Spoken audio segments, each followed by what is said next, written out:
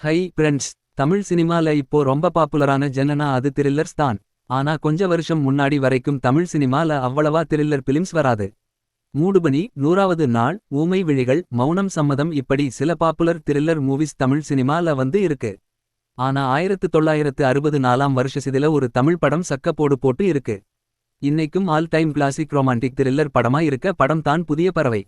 நடிகர் திலகம் Sivaji, Saroja Devi madam, Sowcar Janaki madam, M R. Radha அவர்கள், வி.கே. ராமசாமி அவர்கள் இவங்க எல்லாம் நடிச்ச படம் தான் புதிய பறவை. இன்னைக்கு எத்தனையோ பழைய படங்கள் ரீமேக் ஆகுது. இந்த படத்தை சரியான ஸ்டார் காஸ்டிங் கூட சரியான மேக்கிங் பண்ணா இன்னைக்கும் இந்த படம் சூப்பர் ஹிட் ஆகும் என்பது என் நம்பிக்கை. சரி, இந்த படத்தோட ஸ்டோரி லைன் என்ன? பெரிய கோடீஸ்வரரான சிவாஜி சார் சிங்கப்பூர்லே இருந்து இந்தியாவுக்கு வரார். அப்போ கப்பல்ல வி.கே. ராமசாமி சார், அவரோட பொண்ணு சரோஜா தேவி இவங்க மீட் பண்றார். அப்புறமா அவங்கள ஊட்டில இருக்க தன்னோட வீட்டுக்கு கெஸ்டா கூப்பிடுறார். அவங்களும் இவங்க வீட்டுக்கு வந்து தங்குறாங்க.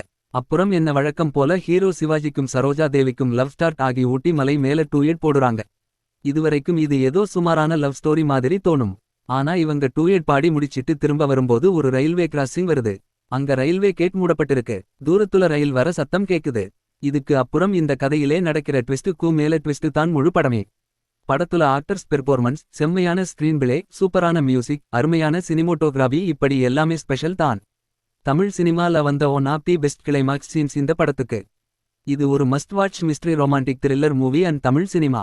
Don't miss it. இந்த படத்தோட யூடியூப் லிங்க் டிஸ்கிரிப்ஷன்ல இருக்கு. வாட்ச் பண்ணுங்க, உங்க கமெண்ட் ஷேர் பண்ணுங்க.